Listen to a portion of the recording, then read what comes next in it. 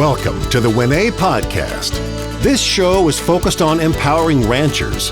Whether you're a seasoned rancher or just getting started, we'll guide you on how to use the infinite banking concept as an alternative way to finance your operations. It's a better way to think about money.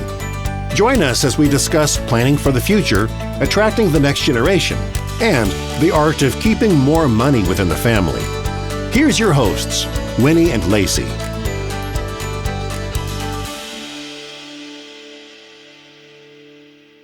So, Rick Stevens, you're here with me today. You just happen to be at the same conference that we're attending, but you actually were part of the panel.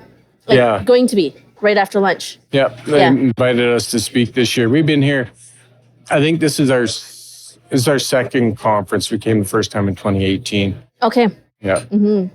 Yeah. No, we didn't come to that one. We didn't know about it at that point. But anyhow, I'm here to chat. I just want to have a chat with you a little bit on two things, really. If you're willing, one is like ranching for profit. Mm-hmm.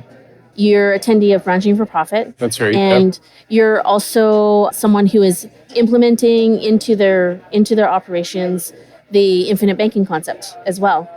And the infinite banking came first, and then it was Ranching for Profit.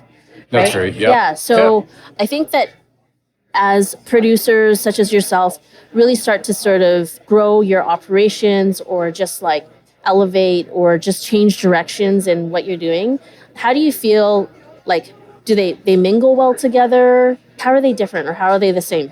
I think they mingle well together, but I think they're different parts of the equation. Mm-hmm. Like when we started our infinite banking, we were looking for something that's longer term, that was a higher return, but still allowed us the flexibility to use it as a bank account, take money out for our operation when we needed, and then we could pay it back when we sold our calf crop or whatever, and top that back up. The Ranching for Profit school was really good, and a lot of what the Ranching for Profit school taught was cutting costs. Mm-hmm. And for a lot of operations that are multi-generational operations, large tracts of land, heavily invested in overheads, equipment, barns, sheds, all that kind of stuff that cost a lot of money for upkeep and maintenance. Once you decide to implement some of those and you trim all your overheads as low as you can and still be operational, there was a little bit missing that we thought that was about now scaling your business and taking your business to the next level. So Ranching for Profit is a great introductory tool to a lot of people, and through the Executive Link program, there's a lot of exposure to different businesses in your board, learning all the financial and accounting terms so you really understand your money, your profits, your margins, your losses, and your costs, and how that affect your taxes on the bottom line. That was all really good. But now with the infinite banking, and we're trying to ranch for wealth, right? We want to gain long-term wealth, gather in as many assets as we can, and grow our operation either as a fixed land asset or with cattle and cash. Mm-hmm. And so the infinite banking, I think, really fits in well with that. Mm-hmm. And to expand on, I think, what you're saying, it also helps, not like in the long-term planning sense. The earlier you can start, the better, in the sense, because when you have kids and then grandkids, mm-hmm. Obviously the basis for implementing the infinite banking concept is, especially designed dividend-paying whole life insurance contract, which is permanent insurance. Right. So you can either have the mindset of it as a product, you can have it, you can organize it in the mind of like it's life insurance, which it is. However, when you use the infinite banking concept, which is actually a mindset, that you apply to an actual product, you naturally end up solving for advanced estate planning issues. Sure. Right? Because the way that any experienced infinite banking practitioner to help anyone implement this into their life, the death benefit naturally ends up growing. Right. So how would you say, like, just from your experience, like, does it help knowing that there's only so much cash to go around? So for those tighter years, it's kind of nice to know that that same dollar can do more than one job. Yeah, I can do more than one job, and you can make that turn into more money by putting extra deposits in and topping off your policy every year, right? Like you can make those what do you call them? Those extra deposits so you can grow your insurance at the end of the day. The nice thing about it though is that money is still available to you. Any other life insurance or insurance policy, whether it's home insurance or vehicle insurance or life insurance, when you pay your dues at the end, that's all gone. Yeah. And if you don't have to claim it, you never see that money again. It's just the cost of doing business. Yeah. But this, you're able to take that money out and use it to buy inputs or to buy bulls in the fall or whatever it is you need for your operation. So it's much more user friendly that way. Well, and it's user friendly in the sense too that, as you know more personally and more accurately than me, there's better years than others. Yes. And when you take money out of your own policies and maybe you perhaps cannot repay what you've taken out for that year, there's not going to be a collection. It's not going to diminish your credit rating. You're not going to get collect calls. Right. From collection agencies and stuff. The only thing is that you have to keep it in your mind that you're taking a loan from yourself. And we're not very often are we accountable to ourselves, right? So you have to put it on your radar, put a sticky note on the computer to put that money back every month instead of just rolling it back in. Otherwise, you're defeating the purpose. Like you can still take that money out, but it's not doing anything for you, right? Yeah. Nelson would call that like pay back the peas. Yeah, don't steal the peas, Don't right? steal the peas. And yeah, the grocery store example, right? So it's awesome that you guys are implementing that. I asked you that because I think when we're here, like at this conference, like there's some people who've definitely taken the time to get to know it, like what infinite banking is, what is it that, we do. And then there's still people out there who are saying, well, we're doing ranching for profit. So, but like, I'm so glad that you took the time to sort of clarify that ranching for profit is really a lot about cash flow management, being able to see your data a lot more clearly, and I guess help you save on taxes too? Yeah, eventually, but generally taxes aren't a problem unless you're profitable, right? Oh, well, and hopefully that's so you have to be case. profitable first, but there's either most ranches or a lot of ranches are not showing a profit, or it's a very small margin, or it's subsidized by mom or dad working in town, right? Right. So it's not profitable. It's not, and a lot of things they teach in Ranch for Profit is you're paying fair market rent for everything on top of your income because you can rent that land to somebody else. Right. If you're making your own hay, you have to value that hay at fair market value because you could sell it to somebody else for that, right? Mm-hmm. So even when we're doing something like that, like putting up our own feed, we're subsidizing, thinking it's costing us less to put it up than what we can buy it for.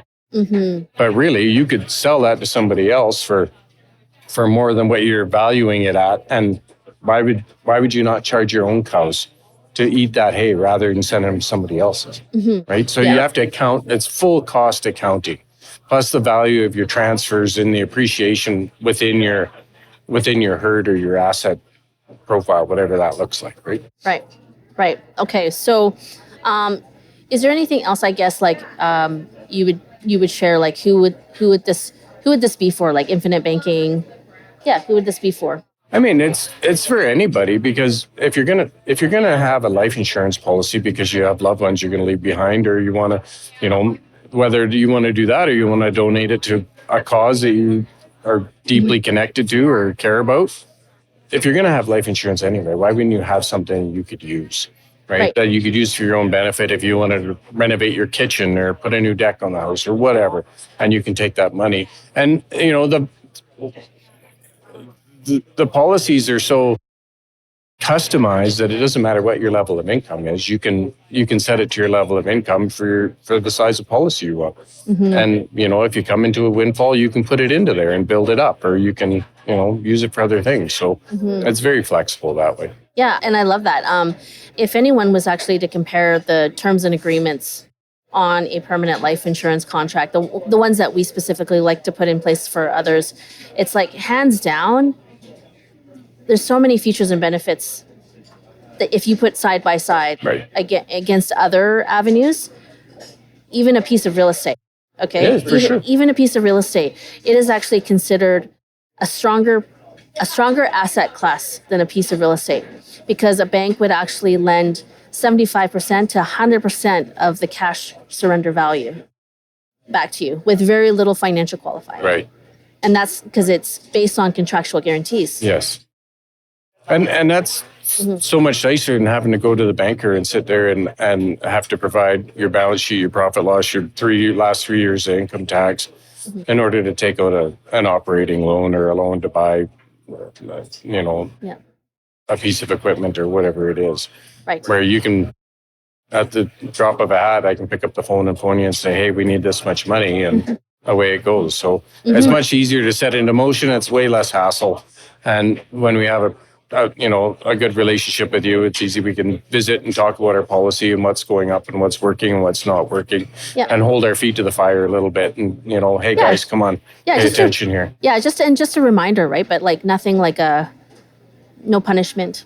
No. The only one losing in that deal is me, right? If I'm not diligent in putting that money back, I'm just stealing money out of my own pocket. Yeah. I'm the only one that loses.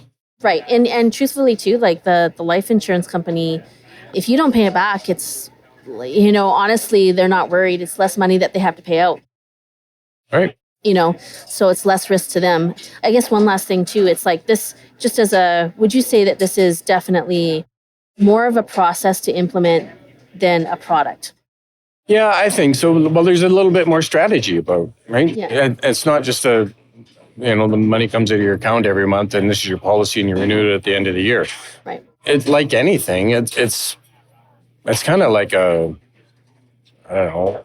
It's almost like its own living, breathing thing where you have to feed it every time in order to have it grow, right? It's like It's like planting a crop or having plants in your house or whatever. You got to water it, you got to feed it. It's going to need pruned a bit, and you can take that off. And I think it's just a really easy thing that you can use to implement that doesn't necessarily take a lot of time. But yeah, if you want to get the most out of it, it's like anything else. You got to put some effort in. Yeah, and how are we doing? How does our team do in being able to show up for you and your family? No, that's great. I mean, we generally have a meeting just about every month, so we can go over our policy, see what's going on, where we're short, where we're doing well, and like I say, it's just some accountability and bouncing ideas off it. I mean, you and Lacey both involved in agriculture and in the sector, so you have an understanding of what we're up against, and I think that's really helpful. Yeah. So other than that, I think we're good. Unless there's anything else you want to mention. No, that's super. I appreciate the time.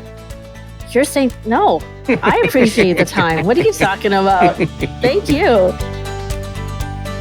So glad you leaned in with us on the WinEH podcast. We truly hope you're feeling more informed and empowered to take another step towards optimizing your financial life. Right now, make sure you hit subscribe so you can keep growing and learning with us. Until next time, we wish you prosperity in every area of your life.